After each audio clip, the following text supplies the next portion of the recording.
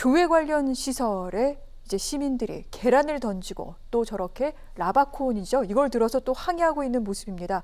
IM 선교회 관련 국제학교에서 확진자가 나오고 있는 가운데 광주에 있는 관련 학교에서 또 100명이 넘는 확진자가 갑자기 쏟아지면서 여기에서 지금 시민들의 분노가 터져나오고 있습니다. 자칫하다가 이거 신천지와 같이 좀 무시무시한 일들이 일어나는 게 아니냐 이런 걱정도 많이 나와요.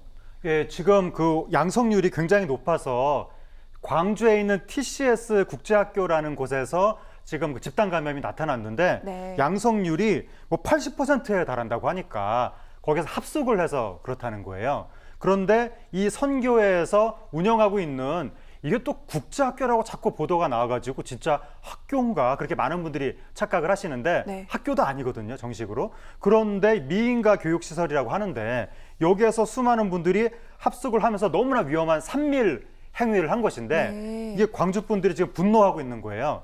지금 광주에서 이 코로나19 사태가 생긴 이래 최대 규모의 집단 감염이라고 하거든요. 그래서 자영업 하시는 분들이 어떻게 조금 잦아들만 하면 이런 일이 터지고 잦아들만 하면 이런 일이 터지고 어떻게 이럴 수가 있느냐라고 하면서 막 계란도 던지고 지금 그런 일이 나타났는데 지금 문제가 지난번에 신천지 사태 때는 한 도시에서 그런 일이 벌어진 거잖아요. 대구네. 근데 이것은 IM 선교회라는 곳에서 여러 곳에 지금 비슷한 교육기관을 운영하고 있는데 전국 수도권부터 뭐 전라도 뭐 영남 충청도 해서 전역에 여기 산재에 있다는 거예요. 유사한 기관들이. 네. 그러면 이게 전국적으로 이러한 집단 감염이 터질 수도 있는 거 아니냐. 그리고 문제는 이분들이 한 곳에서만 가만히 있는 게 아니라 왔다 갔다 하잖아요. 그럼 다른 곳으로 또 퍼질 수가 있는 거고 지금 광주 같은 경우에는 이 TCS 국제학교에서 혹시 지금 교인이 2,000명 정도가 되는 대형 교회로 넘어간 것이 아니냐 이런 이야기까지 나오고 있어서 굉장히 광주 시민들이 불안해하고 있고 과연 전국적으로는 네. 어디까지 이 사태가 번질지 지금 많은 분들이 왜 자꾸 뭐 종교 관련 여기가 100% 무슨 교회 이런 건 아니지만 종교를 표방한 시설에서 이런 일이 생기는지 좀 많은 분들이 의구심을 가지고 있습니다. 네.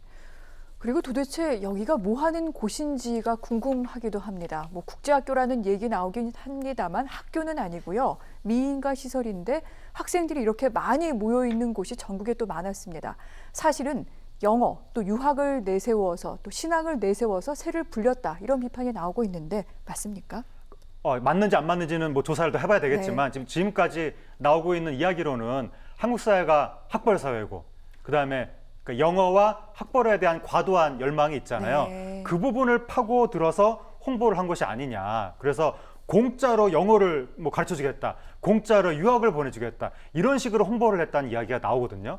그런데 처음에는 공짜라고 하면서도 사실 거기서 교육받으려면 뭐 입학금이 뭐 300만 원이고 매달 100만 원 가까운 돈을 내야 됐다. 이런 이야기도 나오고 여기서 홍보할 때 여기 학교 주변에는 뭐 하버드, 예일, 콜롬비아 출신이 흔하다 이런 식으로 이야기를 해서 또 그러면서 또 신앙도 지키겠다 이런 식으로 이야기를 하다 보니까 신앙을 중시하면서 아이들의 학벌을 좀 챙겨주고 싶은 영어 공부를 해주고 싶은 그러한 학부모들이 여기에 아이들을 많이 이렇게 맡긴 것이 아닌가 그러한 관측이 나오고 있는데 사실관계는 더 조사를 해봐야 될 것 같고 근데 정말 황당하게 조금 이해가 안 되는 게 아까도 제가 말씀드렸지만 여기 지금 국제학교라고 계속 이야기가 나오는데 미인가 시설이라고 하거든요. 네. 그럼 도대체 정부는 교육부는 관리를 어떻게 한 건지 인가도 안 된 곳에서 학교라는 타이틀을 달고 홍보를 이렇게 하면서 학생들을 많이 모집하도록 방치를 했던 건지 이해가 안 되고 방역적인 차원에서도 교육적인 차원에서도 전면적인 조사가 필요해 보입니다.